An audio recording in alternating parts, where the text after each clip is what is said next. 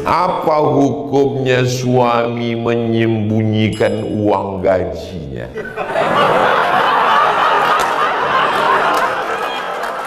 Padahal gajinya besar. Suamiku itu pelit betul ya Rasulullah. Samalah macam laki ibu. Bagaimana pandangan Islam jika pasangan kita mencintai orang lain? Perbuatan manusia ini dua. Saya tak akan paksa anak saya untuk nikah dengan orang pilihan saya.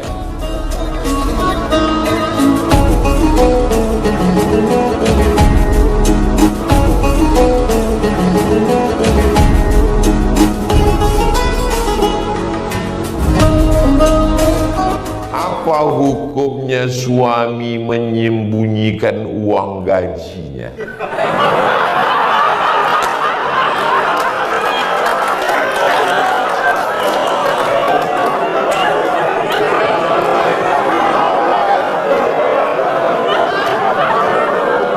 Kadang mau beli kebutuhan rumah tangga selalu dijatah, padahal gajinya besar.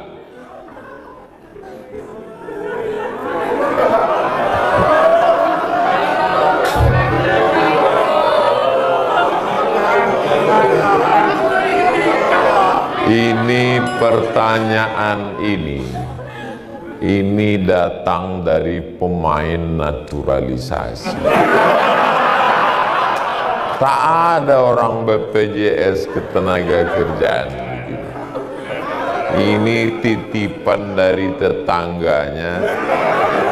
Tahu dia Ustadz Somad akan ceramah di BPJS, tolong kau tanyakan Ustadz. Ini perlu saya klarifikasi sebelum nanti muncul komen macam-macam di channel Ustadz Abdul Somad Official. Subscribe, like, share, and comment.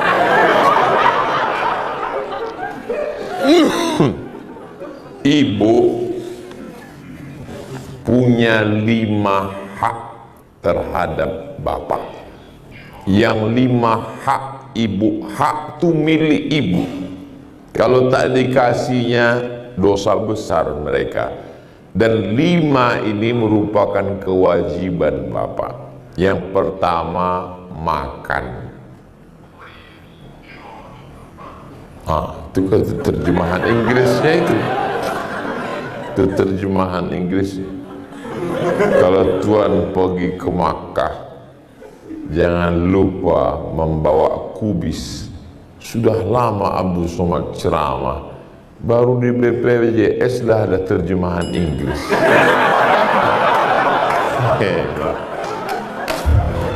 Yang pertama, jangan dijatah-jatahnya makan. Karena ibu bukan pengemis, tapi ibu mengambil hak ibu. Jadi saat ibu minta belanja, itu ibu bukan meminta, tapi ibu mengambil. Posisi ibu bukan di bawah, ibu mengambil hak ibu. Tahu mereka haknya kan? Yang kedua adalah pakaian. Jadi kalau nampak ibu nanti ada orang di Medan yang bajunya tak cukup kain, itu termasuk yang teraniaya. Yang ketiga adalah tempat tinggal. Rumah itu hak ibu. Yang keempat adalah pendidikan. Dialah yang mendidik ibu. Macam mana bacaan Quran ibu, fikih ibu, akidah ibu. Tapi karena dia tak sanggup mendidik, dibawanya ibu ke masjid. Karena di kantornya tak ada pengajian. Beda dengan di BPJS. Yang kelima adalah, makanya petang ini tak banyak berbuka, saking kenyangnya udah kena pujian ini. Balik nanti Tanya istri orang ini bertanya, abang biasanya semangkuk ini, kenapa kenyang kali aku tadi di kantor BP? Yang kelima adalah perhatian. Perhatian itu bukan hadiah dari bapak, tapi itu adalah hak ibu. Ibu mestinya tiap hari mengatakan, kok belum perhatikan aku?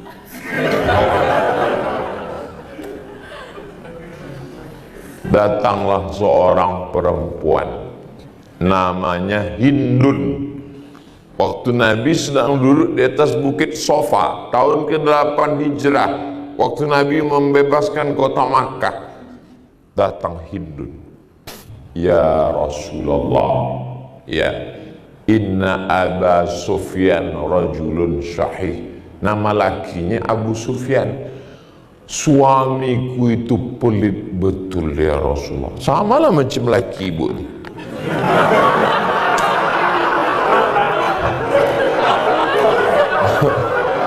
Ya Rasulullah, lakiku itu pelit betul ya Rasulullah. Dijatahnya makan kami. Bolehkah ku ambil duitnya itu untuk memenuhi kebutuhan kami? Kata Nabi, boleh. Itulah dalil ibu boleh mengambil duit dia. Dengarkan baik-baik, dengarkan. Saya takut disalahgunakan ini. Itulah dalil istri boleh mengambil duit lakinya selama standar urf. Wa ashiruhunna bil ma'ruf. Urf maksudnya tak sama antara kita di Medan dengan di Papua. Kira-kira kalau di Medan ini standar, jangan pula makan orang kaya, jangan pula makan orang terlalu susah. Yang pertengahan berapalah agak-agaknya sebulan. Kalau standar orang Medan sebulan 5 juta, laki mengasih 500.000, maka ibu boleh mengambil 4,5 juta.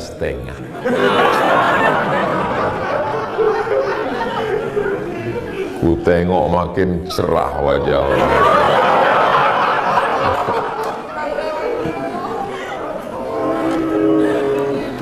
Dua, pertanyaan dari Bapak R.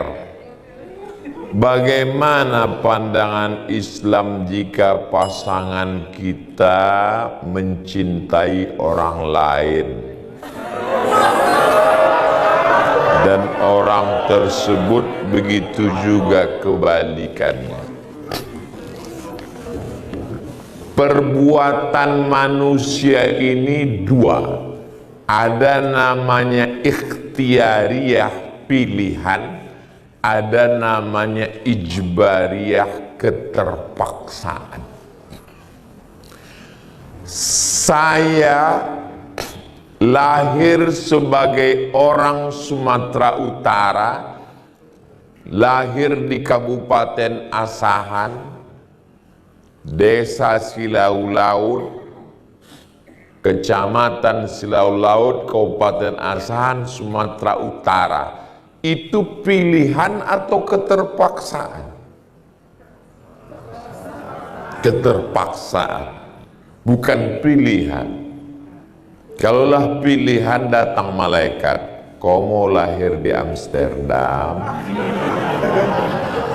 atau di Australia? Tidak, ini keterpaksaan. Jadi ini bukan pilihan kita. Tapi saya siang ini tausiah mau duduk atau berdiri, itu pilihan atau keterpaksaan? Pilihan. Yang dihukumi halal haram itu ada pada cerdas. Itu enaknya ceramah di BPJS Ketenagakerjaan. Tak perlu kita terlalu lama menjelaskan, cukup 2 kali paham dia. Yang dihukumi halal haram itu ada pada pilihan, pada keterpaksaan tidak. Satu contoh terkait dengan siang Ramadan, jangan lihat dari aspek lainnya. Tidur seseorang siang, mohon maaf beribu maaf,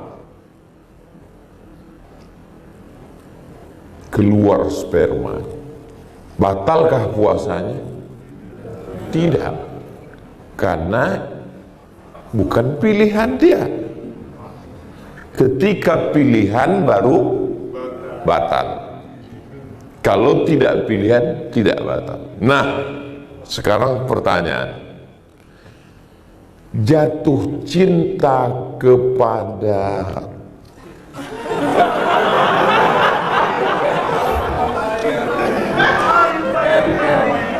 pasangan kita, mencintai orang lain.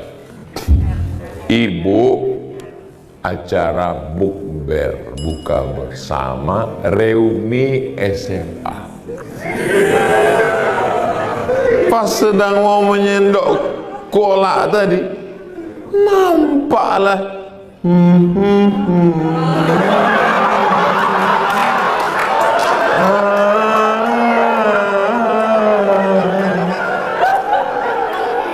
muncul benih-benih. Sekarang saya tanya, itu pilihan atau keterpaksaan?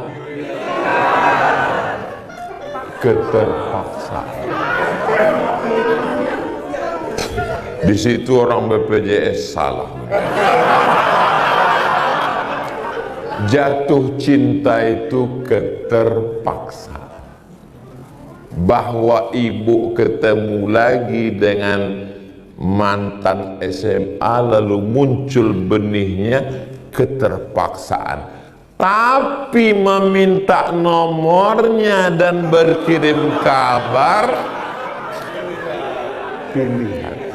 Yang dihukumi itu pilihan atau keterpaksaan? Jelas. Makanya kadang ada orang bertanya, itu bini kau? Iya. Tapi kau ganteng, kaya, kenapa? Ini keterpaksa. Karena jatuh cinta itu kita tak bisa memaksa orang untuk cinta dan untuk benci. Saya tak akan paksa anak saya untuk nikah dengan orang pilihan saya.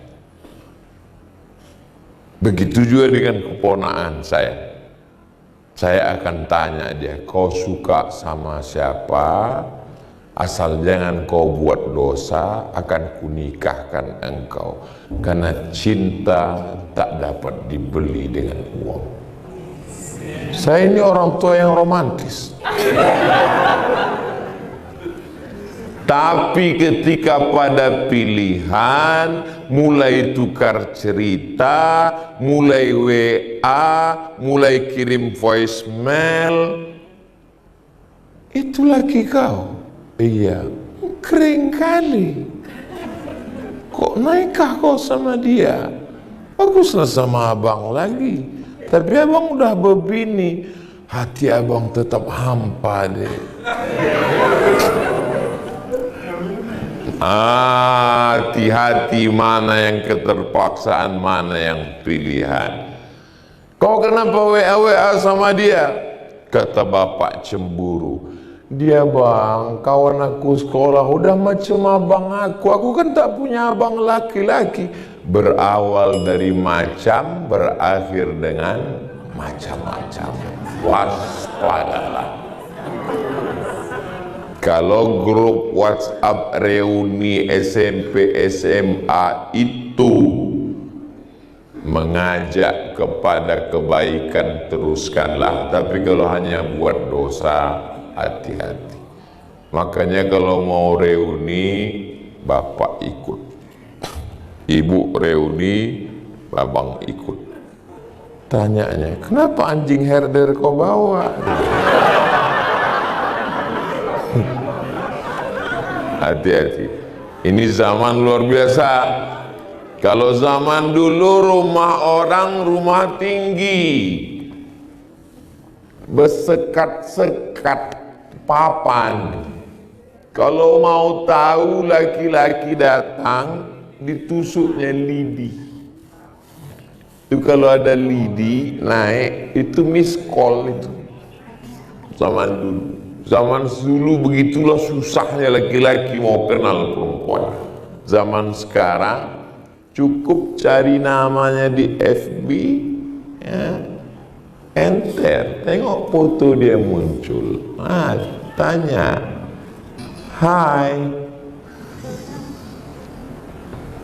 janjian, ngomong, ketemuan, terjadilah apa yang terjadi. Saya doakan semua pegawai BPJS Ketenagakerjaan dijaga Allah hatinya semuanya. Inilah momennya malam sholat tahajud bersama, duduk makan sahur bersama, baca Quran menjelang berbuka bersama. Karena hati ini yang bisa menjaganya hanya Allah. Mudah-mudahan Allah menjaga hati ibu dan bapak semuanya. Khawatir betul saya dengan pertanyaan.